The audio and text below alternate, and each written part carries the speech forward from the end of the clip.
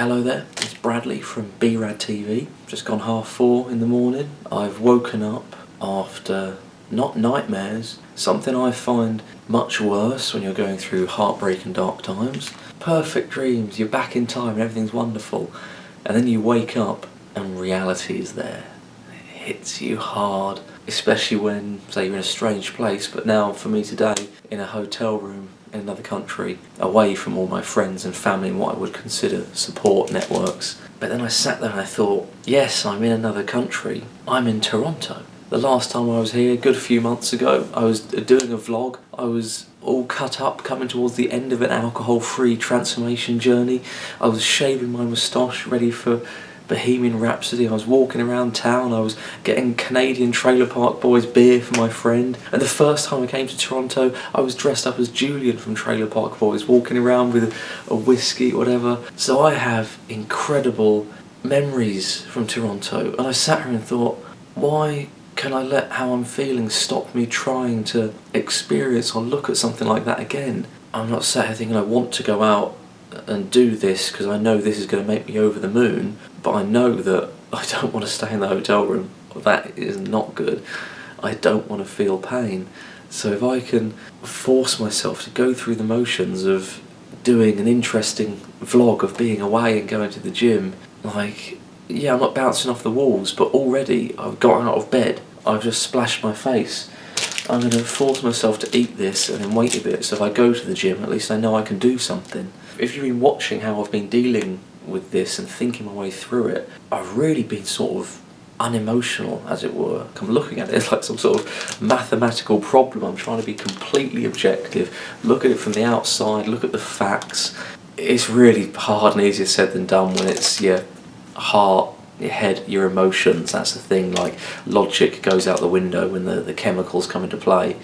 But that's what I mean, you've got to fight and just keep thinking of how you're solving this for you. I go back to an old YouTube video of mine, how can I make this work for me? Any situation I find myself in, I need to take my own advice here. How can I make this work for me? For now, just on that level, I'm in Toronto, I have a gym, I'm not going to spend a couple of days in here wallowing. This is me beginning a search for my old self. Grenade caffeine tablets. That's what Bradley used to do when he went away. I'm reminded of an Apollo Creed quote from Rocky, and I guess it's good, I'm thinking about Rocky. You lost that fight for all the wrong reasons. You lost your edge. And the way to get it back is to go back to the beginning.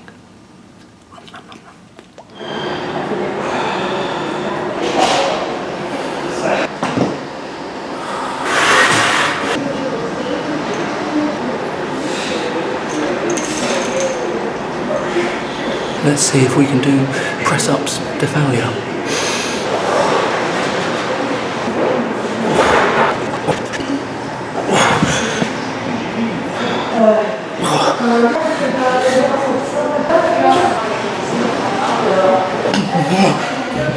Bradley's strongest one there is. That is how we fight depression, heartbreak, stagnation and decay. I had a full workout, blood pumping, good workout actually. Am I suddenly brilliant?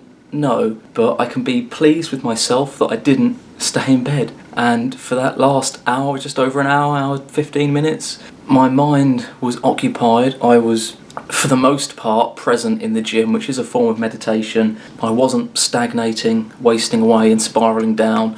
I was doing something that Bradley used to like, that will hopefully move me forward. Let's have a wash, put some clothes on, have breakfast, go out into Toronto, just have a walk, just get out. You're still here, don't give up. You're still here, don't give up. So after my workout, I had a half a serving of a Pro-Gain shake, then had breakfast, and it was fruit to start, simple sugars, plain oatmeal, and some scrambled egg, ham, a couple of bits of bacon, and some tomato, cucumber and onion. Yeah, the appetite's still an issue, I wasn't hungry at all, but I chewed it up, washed it down with water, and I've eaten. Got back to my room, brushed my teeth, and then that pendulum came in again. I mean, the curtains were shut though, it was all unnatural light, and part of me just thought, I just want to get in bed and curl up in a ball. It's pathetic, it's mad. Like, if you haven't been here, it's so unbelievable, especially for someone like me who normally likes to do so much. But you know, I opened the curtains, I'm going to drink my coffee, and then I'm going to walk out into Toronto. I think it's having a direction, a path, a plan, really important if you're in a dark patch. I just thought, well, that's it now. I've done my morning. Now what? But no, I'm going to go for a walk. It's cold, it's wet, it's raining, it's windy, but if I can go out in the cold and the wet and push through, do a little video, see some sights, and then if I come back here, I've got a book I'm reading, I've got my poetry book. Now, that is how I got out my dark times before, my novels and my poetry. Still tough. These are all little tools and little things to fight this battle. I got grapes. I shall have some of them later. Let's go for a walk. I'm out, I'm walking. I could see something that sparks my interest, but I'm not inside, and that is a good thing. So I'm smiling. I don't suddenly feel really good about that, but I know that I'm not getting worse. And that is how I think at the beginning, you have to win this fight. I'm just outside City Hall. You might recognise from Resident Evil 2 Apocalypse, the big building at the end all the zombies fall off. I say that every time I'm here. But last time I was here and I said that I was happy. So I can feel that again. And it's the Toronto sign. Hooray! I'm in Canada, eh? Trailer Park Boys, poutine. Ricky. That's it, think about Trailer Park Boys. Mr. Leahy, you're pissing yourself. Mr. Leahy. Oh, John Dunsworth. Rest in peace, my friend. Fucking Randy. Cheeseburgers ever blow out your blowhole? There we go. Right, Trailer Park Boys makes Bradley happy. I hadn't even thought about Trailer Park Boys the whole time that this past month, everything's been going on. Trailer Park Boys brings Bradley joy. Why am I talking in the third bloody person? It has brought me joy with friends in the past. If I think I'm having a downtime at home, if I am at home and I haven't got the mental capacity to write a novel, or I'm not in the gym, I can put Trailer Park Boys on and hopefully, well not hopefully, no, it will make me laugh. Well done, Canada. Ricky, Julian, Bubbles, Mr. Leahy and Randy and everyone. So there's a little lesson for you. Try and remember what brings you joy. I just remembered that. That's nice. And the next little stop on my walk is Hannibal Lecter's office from Hannibal. Though a fictional serial killing cannibal probably isn't the best person to take philosophies from. There is a really interesting quote from the show that goes like this. I let you know me, see me. I gave you a rare gift, but you didn't want it. Wonder what that could be applied to in the real world. Hannibal Lecter's office, yay! I've always liked movies and entertainment, and then seeing the places in the real world, like my Elf tour of New York, my Ghostbusters tour of New York, I like doing that. That's something else that is Bradley. That is me. If anything, this rain and wind has made my walk more interesting and more of a challenge.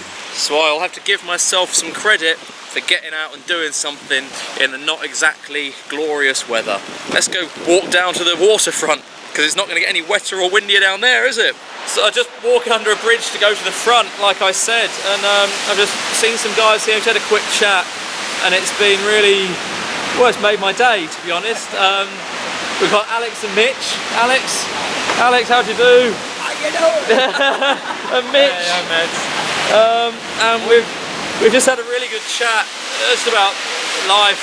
It's fantastic. You guys are wonderful. Just live life like every day is a good day, you know, like enjoy every day like it's the last. Not like it's the last, but like you really want it to be a good day. Thank you, man. Thank you. I guess my best advice to anybody is treat everybody like you want to be treated. Be kind, be thoughtful, be respectful. You know, and with that, you're going to get a long way in this world. A long way. Yeah. Hey, and just so you know, we live under this bridge every day. We've been here, like, I've been here since last September, and I've seen everything that can happen, and I'm still in the best positive mood I can be in. Thank you, man. Thank you. Buddy, That was all a bit wow, really. I just walked under that bridge, and I don't know what happened or stopped me. I just saw these two guys, like, nodded and smiled, and I just said, can I have a chat? And I wasn't gonna like film anything or do anything sort of, I don't know, turn the camera on at all, but we just had a chat, and it was really just unbelievable. Like, I just sort of shared my story, they shared their stories, and just three random human beings having a chat, laughing and joking. Actually telling me how they lived under that bridge and the other side of it was flooded, and we were laughing about the cars going through it and huge tidal waves hitting the other cars, and we just had an incredible chat. So my big depression 5 years ago, if I didn't have my friends and my family, I would have been homeless, in jail or dead, without my friends and family, for an absolute certainty. So homeless, it's not that I don't care about diseases or animals or any other sort of charity. If I could have my own charity and a cause I'd want to champion, or say along with mental health and things like that, it would be homelessness. I didn't have to walk under that bridge. Now, why did I feel like going to see Hannibal Lecter's office today to see a movie thing that meant I ended up walking under that bridge? I didn't have to walk down to the seafront. I don't like saying everything happens for a reason, but that was, that's made me smile. It's warmed my heart. Well done, Toronto. You lovely place. Oh, and on that note, look where I'm next to.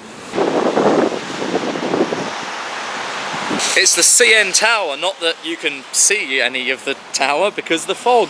I've got a smile on my face now. Am I going to cry happy tears? Man, I'm an emotional wreck, aren't I? And just along here is something funny from my first Toronto vlog I did. The Rogers Centre, where I saw the Blue Jays and just thought it was hockey, so I've stood here like a complete idiot in front of the Rogers Centre. If you like hockey, come to Toronto and see the Blue Jays play. And then everyone in the comments section corrected me, they're a baseball team. That's like not doing research, we're just trying to explore and live life and find joy and excitement. And I did, in the form of getting that wrong. It's very windy right here on the front. And I've just seen a funny poster. Canada, I love you. Look at this. Ants. A family fun weekend where you literally dress up as ants. That literally looks like you dress up as giant ants and run around pretending to be ants. That is as mental as I am. I love it. I'm laughing. That's good. To think I almost just stayed in. I didn't really let on how much after breakfast I got back to my room that it sort of hit me. I just wanted to stay there. I've got out. I just got to get out. Just get out every day. Do something. Get out. Right, I've had a bit of a walk. I'm heading back now because it's so wet and windy. You wouldn't hear anything I have to say. I found a little place to hide in here. What else have I done? I've got some Tim Hortons coffee for my family because I got them some Dunkin' Donuts in America, so I thought I'd give them some Tim Hortons. That's something I have to be grateful for and something that makes Bradley happy. I have family, friends. So I'm going to get some food now for lunch, head back to the hotel, and I'm going to be walking down Yonge Street, my favourite street in Toronto, just because all the mad little collection of shops on it. And I just remember one side being quite sort of expensive, famous brands and shops, and the other side's a bit mad and haphazard, and I found that entertaining. I'll see you in a bit at the hotel for dinner, for lunch. It's time to eat my next meal. Cucumber, chicken cutlet. I would have some grapes, but I think there's probably sugar in this Slurpee. Which say I've been eating healthy food because I don't care about food, but I walked past the 7-Eleven and I thought when I was here before in summer I got one of these and I treated myself, so I've done that. See if it brings back some memories and some good vibes. An important thing about today was just doing something, getting out of bed, and with the camera, going sightseeing. It was something to do as well. And so there's doing stuff and keeping busy is such an important part of, say, fighting off, say, depression as well. And with regards to finding myself, today, this video, I was laughing. I was out there on a little adventure myself and I was smiling, I was laughing, and I was feeling good emotions. I wasn't numb and I wasn't in pain. Am I suddenly cured now? No. My heart is still broken. I have grief losing this person I loved, and probably in all honesty I'm trying to let go, so I probably still feel that I'm in love.